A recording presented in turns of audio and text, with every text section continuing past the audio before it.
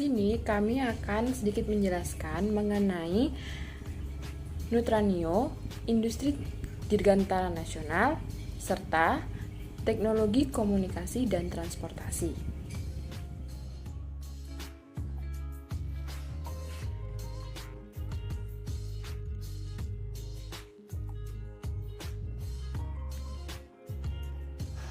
Latar belakang dari Nurtanio, industri dirgantara nasional.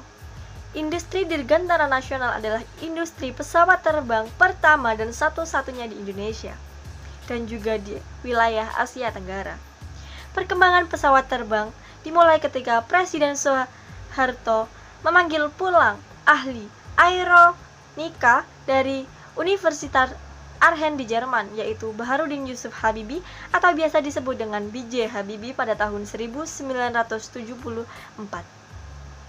Habibie kemudian mengembangkan industri-industri strategis dan mendirikan Badan Pengkajian dan Menerapkan Teknologi BPPT sebagai basis awal pengembangan industri strategis. Di BPPT inilah Habibie merancang dan mengembangkan berbagai industri strategis di Indonesia melalui Badan Perencanaan Industri Strategis. Dari BPIS atau Badan Perencanaan Industri Strategis kemudian dikembangkan industri pesawat terbang Nurtanio atau biasa disebut dengan IPTN. Nah, salah satu hasil dari IPTN atau industri pesawat terbang Nurtanio berhasil memproduksi berbagai jenis pesawat terbang antara lain NC212100 dan NAS332 Super Puma dan lain sebagainya. Tujuan Nutranio Industri Dirgantara Nasional. Habibie merancang dan mengembangkan berbagai industri strategis di Indonesia melalui Badan Perencanaan Industri Strategis atau BPIS. Dari sini kemudian dikembangkan industri pesawat terbang Nutranio atau IPTN yang bertujuan untuk menghasilkan pesawat terbang sebanyak mungkin sebagai sarana transportasi udara. Kemudian, perusahaan armada laut atau PAL yang bertujuan untuk menghasilkan kapal laut sebagai sarana transportasi laut. Tokoh-tokoh dalam industri dirgantara nasional antara lain B.J. Habibie dan Presiden Soeharto.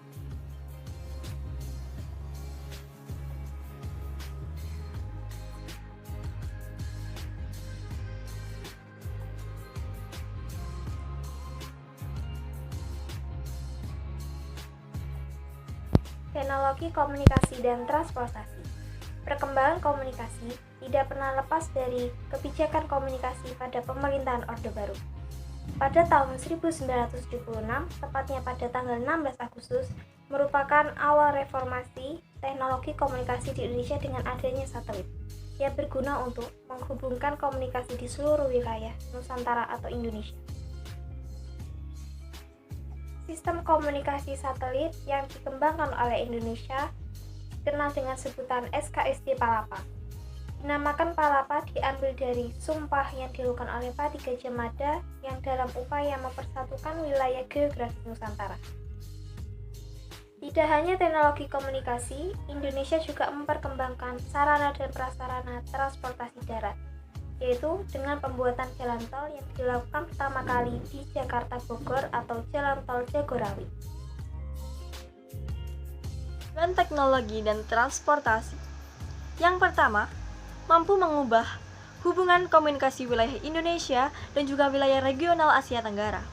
Yang kedua, untuk komunikasi domestik yang mengintegrasikan komunikasi di seluruh wilayah Nusantara. Tokoh-tokoh teknologi komunikasi dan transportasi. Pertama, Djokorde Raka Sukawati adalah anak bangsa yang mengembangkan teknologi sosrobahu. Pada tahun 1987, pemerintah menggunakan teknologi ini untuk membangun jalan tol dalam kota yang menghubungkan Cawang hingga Tanjung Priok. Yang kedua, Sediatmo merupakan anak bangsa yang mengembangkan atau menemukan teknologi cakar ayam. Teknologi cakar ayam ini mampu membangun pondasi di wilayah rawa-rawa. Keberhasilan pembangunan gardu listrik dengan pondasi cakar ayam ini menjadi salah satu kunci sukses pelaksanaan Asian Games. Teknologi cakar ayam ini semakin terkenal ketika pembangunan jalan tol menuju Bandara Soekarno-Hatta yang berada di atas rawa-rawa. Dampak positif dari teknologi komunikasi dan transportasi. Yang pertama, mempermudah dan mempercepat manusia bepergian dari satu tempat ke tempat lainnya. Yang kedua, menjadi suatu peluang usaha sehingga dapat memperkecil tingkat pengangguran.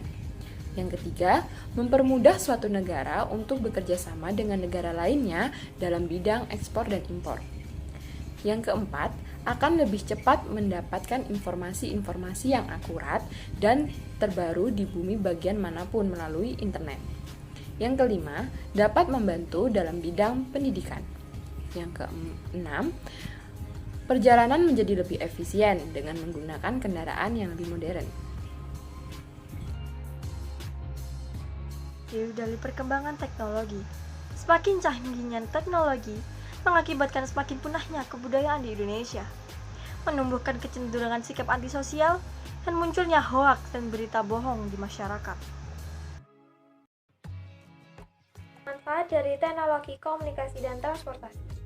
Yang pertama adalah untuk teknologi komunikasi antara lain mempermudah masyarakat Indonesia dalam melakukan komunikasi yang terjauh. Yang kedua, peningkatan kualitas penyiaran radio dan televisi. Yang ketiga adalah dimanfaatkan oleh ABRI dalam pertahanan dan keamanan Indonesia. Sedangkan untuk transportasi, mempermudah masyarakat Indonesia dalam berpergian jauh.